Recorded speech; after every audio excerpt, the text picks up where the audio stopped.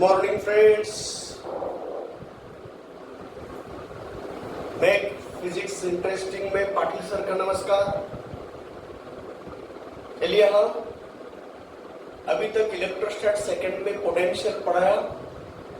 अब हमारा वक्त आ गया है कि लास्ट कंसेप्ट जो हमारा इलेक्ट्रोस्टैट सेकंड का है उन्हीं को खत्म करें। तो लास्ट कंसेप्ट हमारा इलेक्ट्रोस्टैट सेकंड का है कैपेसिटर। उसको हम कंडेंसर ही बोल सकते हैं। तो क्या होता है कैपेसिटर? एक डिवाइस होता है, उसको हम चार्ज स्टोर करने के लिए यूज करते हैं और इस कैपेसिटर को हम बनाने के लिए कंसेप्ट यूज करते हैं। उस कंसेप्ट का नाम है कंसेप्ट ऑफ कैपेसिटी। तो what is the concept? Concept of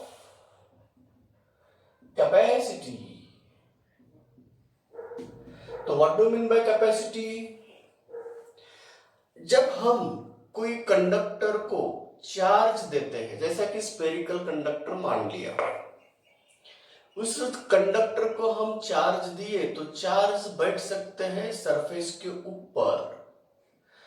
तो अभी अभी हमने लास्ट पॉइंट पे हमने बोला, जैसे ही कोई कंडक्टर चार्ज होता है वह इलेक्ट्रिक फील्ड बनाता है और उसके सरफेस के ऊपर कुछ ना कुछ इलेक्ट्रिक पोटेंशियल बनता है। तो हमने लास्ट लेक्चर में ये पढ़ाया, पोटेंशियल ऑन द सरफेस कितना होता है? KQ divided by radius of that conductor R होता है। तो K है 1 divided by 4 pi epsilon not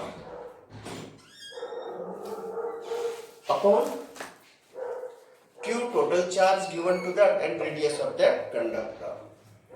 तो ये रहा बच्चों, जब हम कंडक्टर को चार्ज देते हैं तब वह कंडक्टर इलेक्ट्रिक फील्ड बनाता है और इलेक्ट्रिक फील्ड बनाने के बावजूद उसके सरफेस का पोटेंशियल इतना होता है।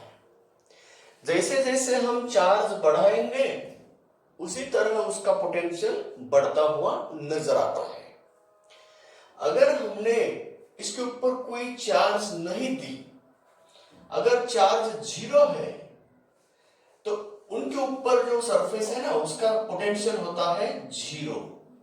जैसे ही हम चार्ज को बढ़ाने का प्रयास कर रहे हैं, चार्ज धीरे धीरे से हम बढ़ा रहे हैं, 0 से हम Q चार्ज दिया उसको, तो उसका पोटेंशियल 0 से स्मॉल वैल्यू V से बदलेगा। तो अब इसमें रिलेशन ऐसा बनता है,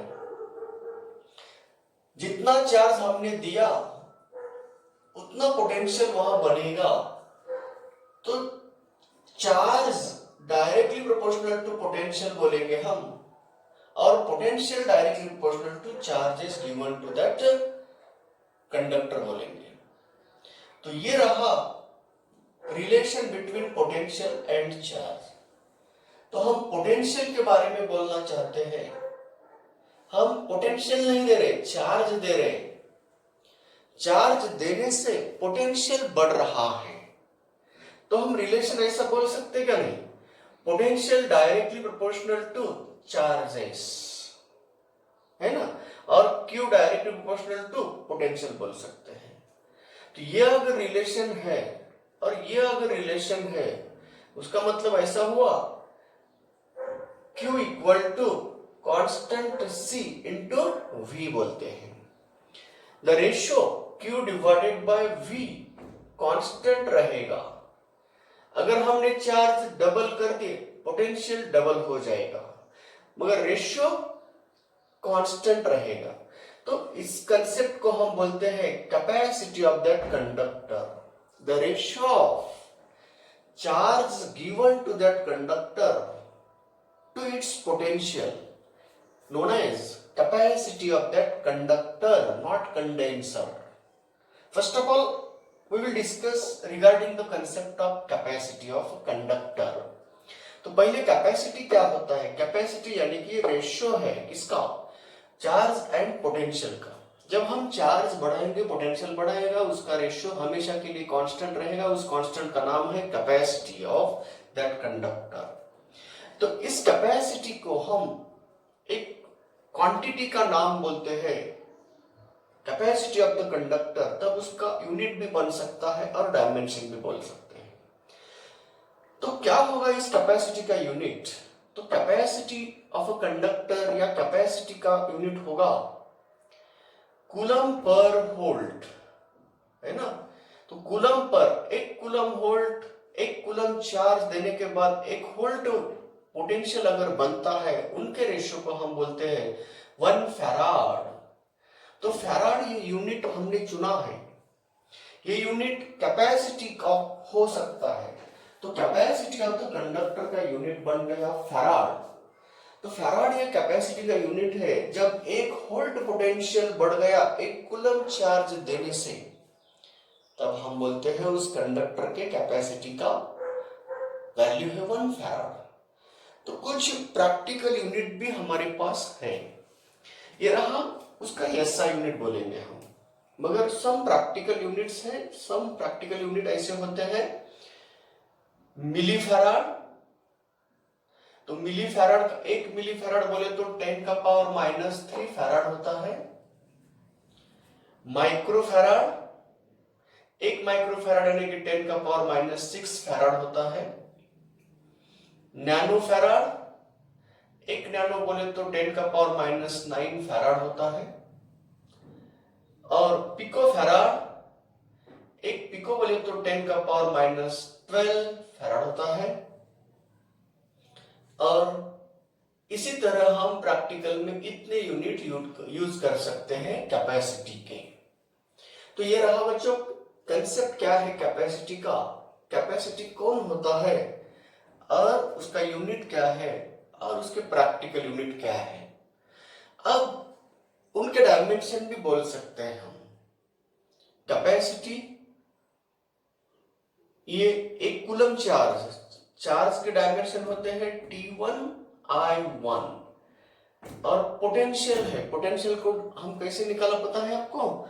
तो पोटेंशियल के डायमेंशन हमने वर्क अपॉन चार्ज से निकाला। तो चलिए बच्चों पोटेंशियल का डायमेंशन यहां बताते हैं हम। तो पोटेंशियल के डायमेंशन निकालने के लिए वर्क अपॉन चार्ज होता है। वर्क के डायमेंशन हमें पता है m1 L2 T-2 और ये T1 I1। तो बन गया कैसा m1 L2 T-3 I-1। तो अब पोटेंशियल के डायमेंशन यहां लिखता हूं, कैपेसिटी के डायमेंशन निकाल रहे हैं हम। m1 L2 T-3 I-1 बन गया। तो ये नीचे के डायमेंशन ऊपर लाता हूं, तो कैपेसिटी के डायमेंशन बन रहे हैं m-1 L-2 T4 I2। These are the dimensions of capacity of a conductor। तो किसे बोलते हैं capacity? Ratio of charge to potential को बोलते हैं कैपेसिटी। उसका यूनिट क्या होता है? फैराड। तो फैराड ये उसका यूनिट है, उसके कन्वीनियंट यूनिट हमने बोल दिया, उनके डायमेंशंस भी निकाल दिया। अब सवाल यह है, तो ये general formula by the definition आया हुआ कैपेसिटी का फार्मूला है, मगर कैपेसिटी अलग अलग कंडक्टर की अलग अलग हो सकती है।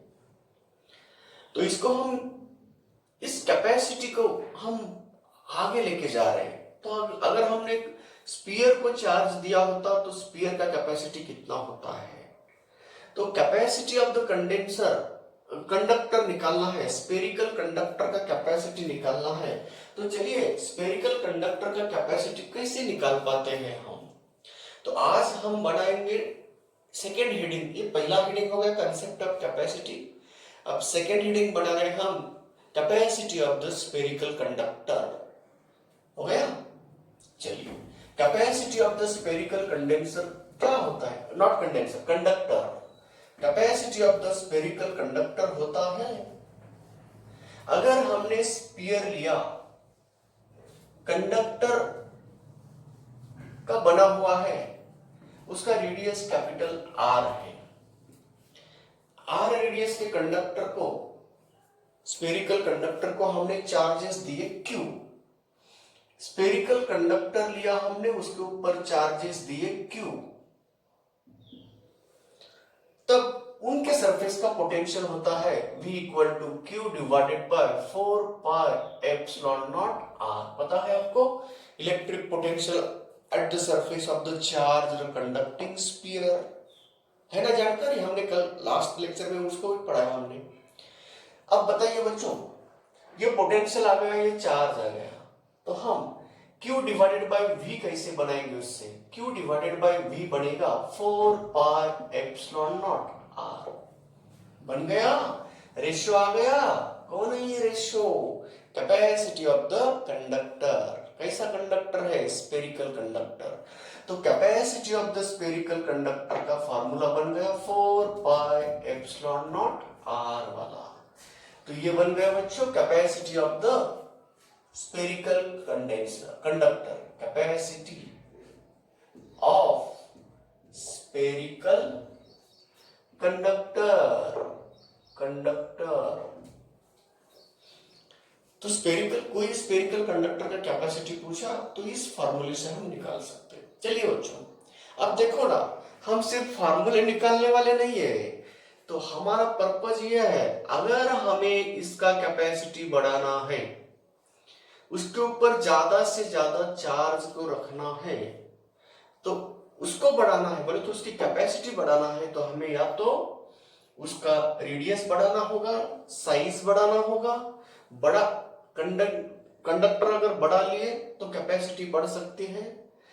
उसके सराउंडिंग में अगर उसको हमने डाइलेक्ट्रिक मटेरियल से कोट कर दिया तो उसका डाइलेक्ट्रिक कांस्टेंट क्या आएगा, कैपेसिटी बढ़ सकती है। तो ये रहा कैपेसिटी कैसे बढ़ा सकते हैं। कोई भी कंडक्टर रहा, स्फेरिकल कंडक्टर चुना है हमने, स्फेरिकल कंडक्टर के कैपेसिटी का फार्मूला ये बन गया। हम कंडक्टर तक ही हम रुकने वाले नहीं है। देखो ना, जैसा कैपेसिटी बढ़ाना है वैसा रेडियस बढ़ाएंगे। तो अगर हमें ज्यादा कैपेसिटी वाला कंडक्टर चाहिए तो उसका डायमेंशन भी बड़ा होगा, बड़ा स्फीयर हम बनाएंगे, मगर हमारे पास उनको रखने के लिए उतनी जगह नहीं हो सकती है। Lack of the space to place that big spherical conductor which acquire the large capacity C। जिनके पास लार्ज कैपेसिटी है उस कंडक्टर को हम कैसे कहां रखेंगे, उतना बड़ा कंडक्टर कहां रखना है, तो ये दिक्कत आ रही है। तब जाके आदमी ने बनाने की कोशिश की कि क्या हम कुछ ज्यादा कैपेसिटी वाला कंडक्टर बनाए, उसका साइज छोटा से छोटा हो। तो इसीलिए हमें कैपेसिटी ऑफ कंडक्टर बढ़ाना है, तो कैपेसिटी ऑफ द कंडक्टर बढ़ाने का प्रयास करना है, तो क्या करना होगा, तो कंडक्टर के कैपेसिटी को बढ़ाने के लिए हमने एक प्रयास किया और वो प्रयास हमारा सफल हुआ। उस प्रयास को हम बोलेंगे कंसेप्ट ऑफ कंडेंसर। तो जब हमने कैपेसिटी ऑफ द कंडक्टर बढ़ाने की कोशिश की और ये हमारी कोशिश सफल हो गई, तब हमें पता चला कि ये सफलता मिली है, तो अब उसको नया नाम देना होगा। तो उस डिवाइस को नाम दिया हमने कंडेंसर, उसी का सेकेंड नाम है कैपेसिटर। तो अब हमारे